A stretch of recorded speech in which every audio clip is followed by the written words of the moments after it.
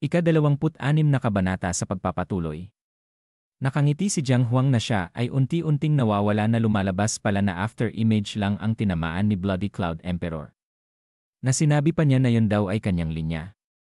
At pagkatapos ay napunta siya sa likuran ni Bloody Cloud Emperor na tumatawang sinabi na siya daw ay naloko niya sa simpleng panlilinlang lang. Na makikita ang muka nito na sinabing nakangiti na sino daw kaya ang naloko sa kanilang dalawa.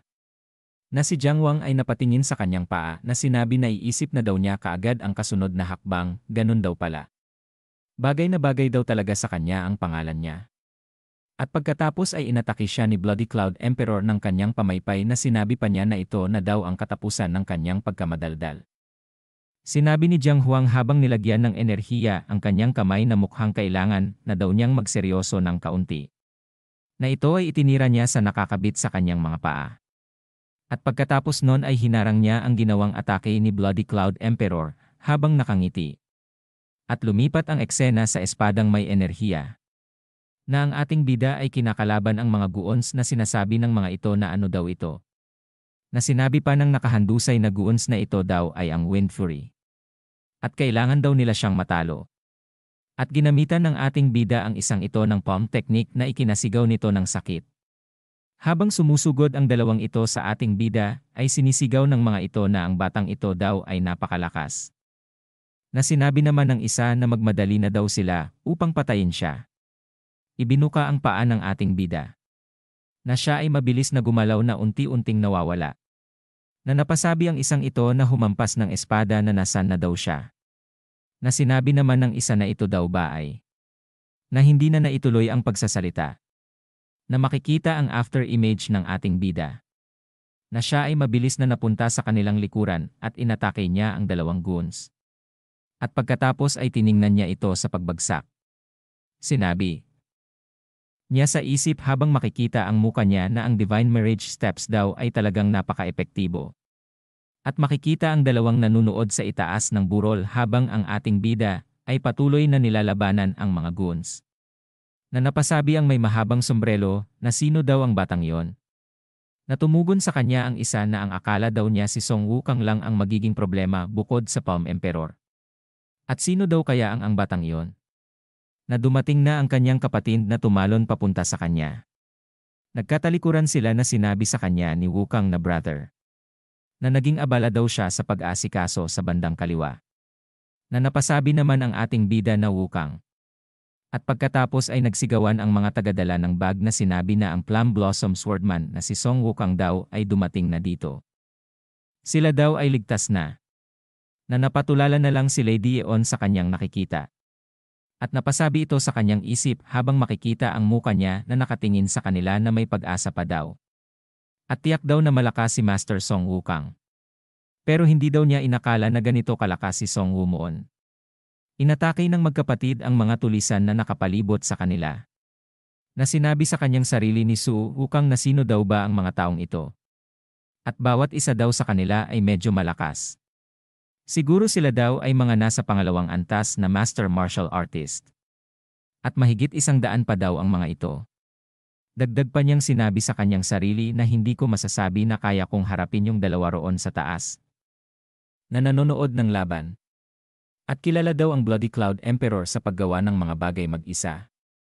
Kaya bakit daw siya may ganitong kalaking grupo? Na makikita ang dalawa sa burol na sinabi pa ni Wukong na sino daw ba sila? Mga Black Bull Gang daw ba sila, o ang sekta ng martial arts ng Dark Horse na nagkukunwari? Na tumingin sa kanyang gilid at sinabi pa niya sa kanyang sarili na pero. Habang pinapabagsak ko ang 3 lalaki. Ang kapatid ko, 5 ang pinapabagsak. Ang mga galaw daw niya ay sobrang suwabe. Sinabi pa niya sa isip habang makikita ang mata ni Su Wukong na siya daw ba talaga ang kanyang kapatid. Sinabi sa kanya ng bandido habang makikita ang espada nito na magaling daw siya.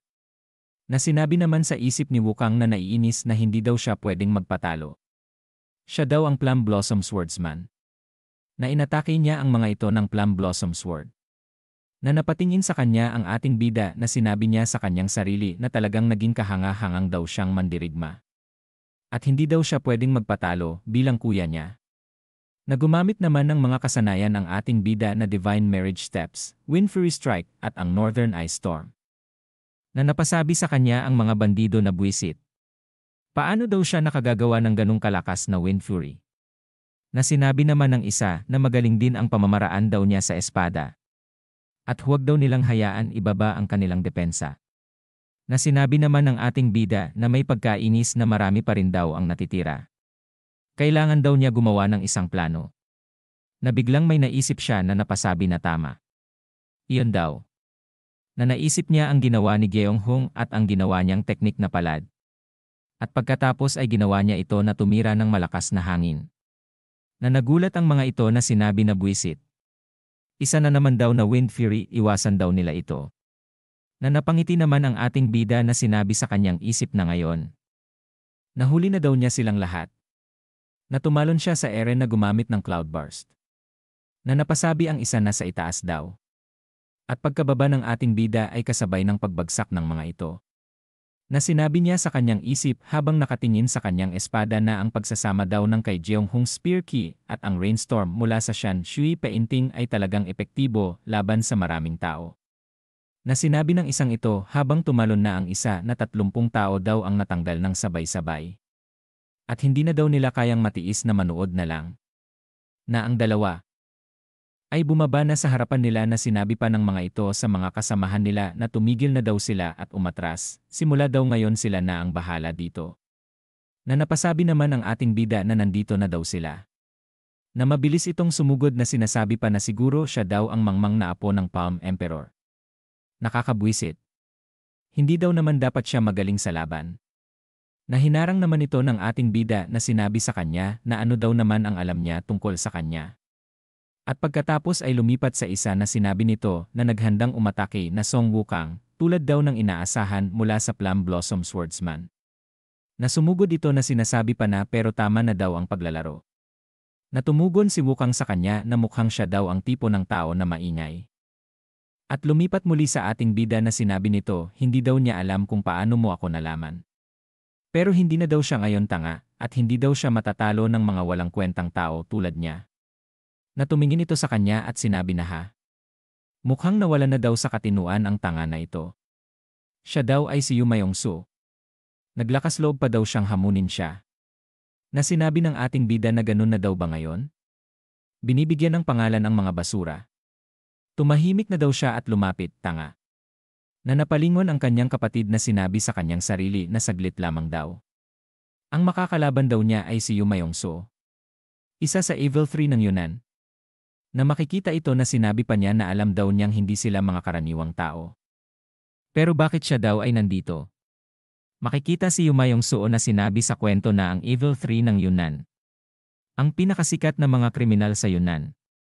Kabilang sa kanila si Yu Mayong-su, isang gumagamit ng Dark Blade. Matapos makuha ang Dark Demonic Sword style sa isang pagkakataon, naging master siya at ginamit ang kanyang kapangyarihan upang magsagawa ng iba't ibang kasamaan. Tulad ng Bloody Cloud Emperor, hindi sila kilala na kabilang sa anumang organisasyon. At pagkatapos ay sinabi ni Wukong sa kanyang isip habang umaatake na kung siya nga daw ay si Yu Mayong-su, siguradong kilala rin daw ang taong ito. Sila ay magkaharapan na sinabi pa niya sa kanyang isip na ito daw ay masama. Makikita ang kamay ni Yu Mayong-su na naglabas ng itim na enerhiya na sinabi nito na nagawa daw niya siyang tawagin na basura. Patay na daw siya ngayon.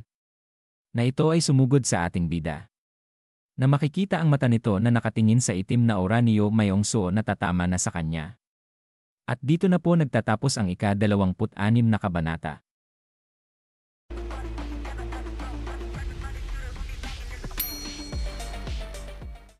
Ika-27 kabanata sa pagpapatuloy. Makikitang sumugod si Yu Mayong-su at sinigaw nito na patay daw siya. Nanlaki ang mga mata ng ating bida nang malapit na itong tumama sa kanya. At pagkatapos ay mahigpit na hinawakan ang kanyang espada. At makikitang sinasalag niya ang mga itim na enerhiya ng kalaban. Nang makita ng ating bida ang bawat tira na ibinabato sa kanya, nasabi nito na gumagamit daw siya ng shapeless blade.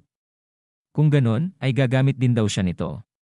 Natinira nito ang kalaban at tumama ito sa kanya, na napatanong ito na ito daw ba ay ang moving sword aura. Saan daw niya natutunan ang ganitong teknik?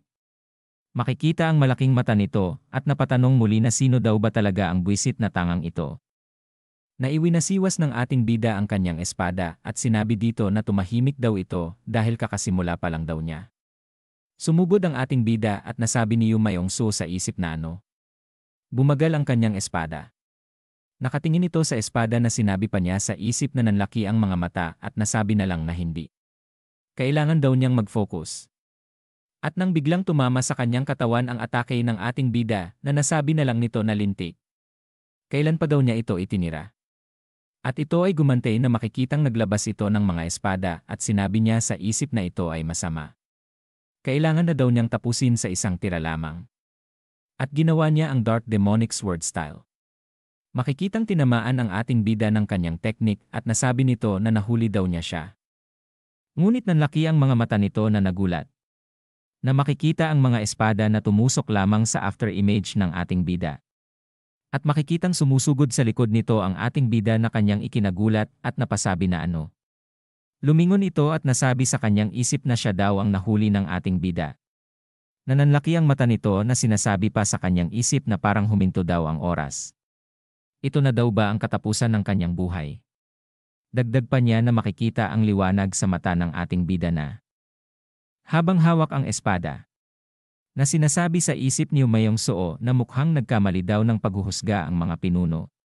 At ipinadala daw sila nila dahil inakala nilang walang magiging problema maliban sa Palm Emperor at kay Sung Wukong. Dagdag pa niya na ngunit hindi daw ganon ang nangyari. Meron daw silang malaking itinatago na hindi nila alam.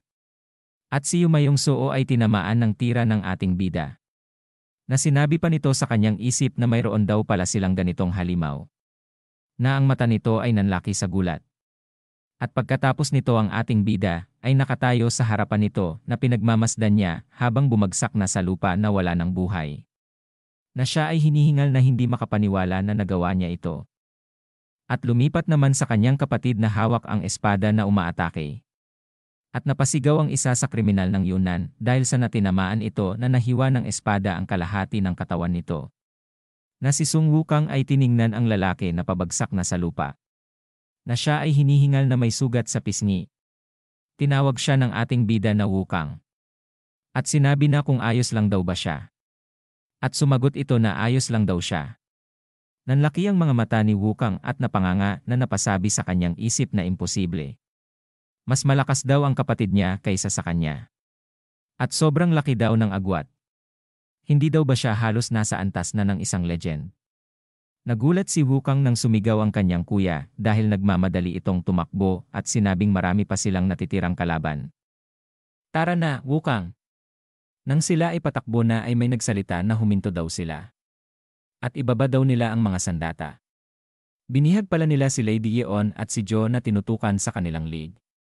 Na sinabi pa sa kanila na ibaba na daw nila ngayon din kung ayaw daw nilang mamatay ang babaeng ito.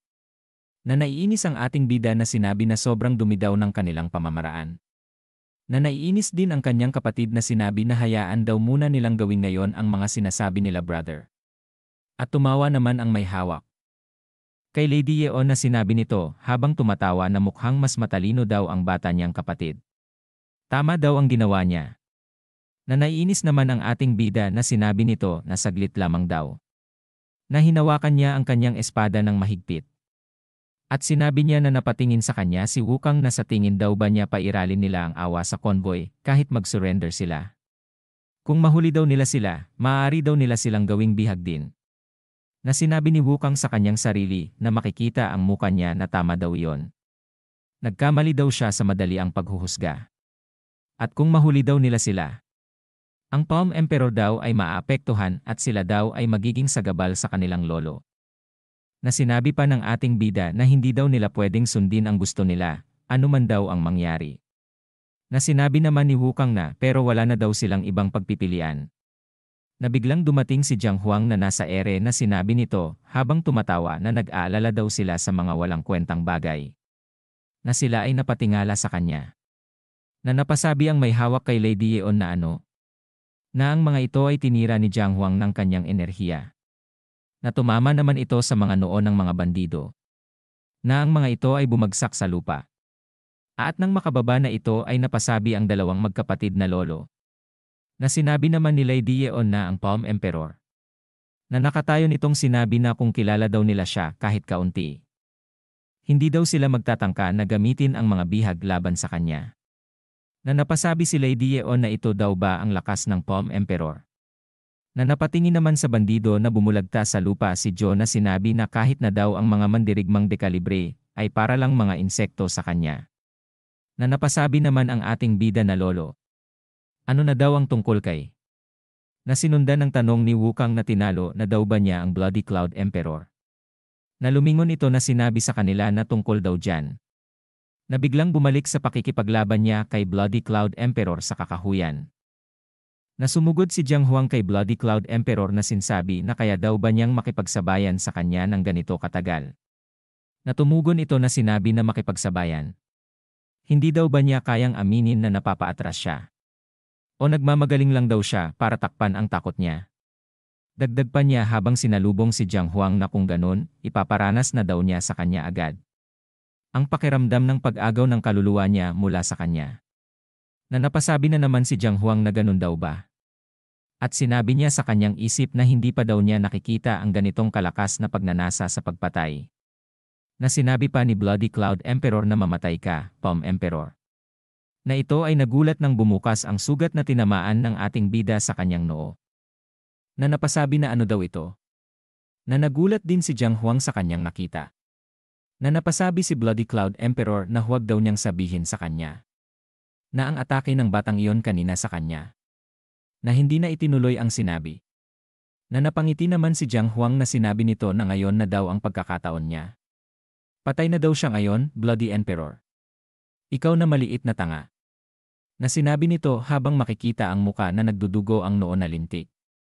Ito daw ay nakakabwisit. At balik sa kanila. Na sinabi ni So Wukang na ang sinasabi daw ba niya ay ang ginawa daw ng kanyang kapatid na atake ay nagpabago sa kanilang laban. Natahimik lang na nakatingin ang ating bida. Natumugon si Jiang Huang na sinabi na tama daw yon. Ang blade aura daw ni Wu Man ay naiwan sa katawan niya na unti-unting nagpapalito sa kanyang inner aura. Dagdag pa niya na syempre, hindi daw ito malubhang sugat, pero ang maliit na pagkakaibang iyon ay nagbigay daw sa kanya ng malaking kalamangan. Na makikita naman si Lady Yeon sa kanyang likuran na tahimik lamang na nakatingin. Na napasabi naman ang ating bida habang nakatungo na wow.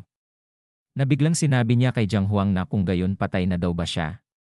Dagdag pa niya na paano daw naman ang mga kaluluwa?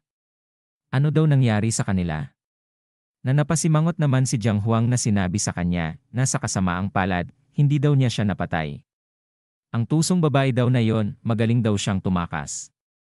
At pagkatapos ay makikita ang kakahuyan na may mabilis na tumatakbo. Ito pala ay si Bloody Cloud Emperor na naiinis na sinasabi na buwisit na Palm Emperor na yon pati na daw ang kanyang apo. Na sinabi pa niya na papatayin daw niya silang dalawa sa susunod. At dito na po nagtatapos ang ika-27 kabanata.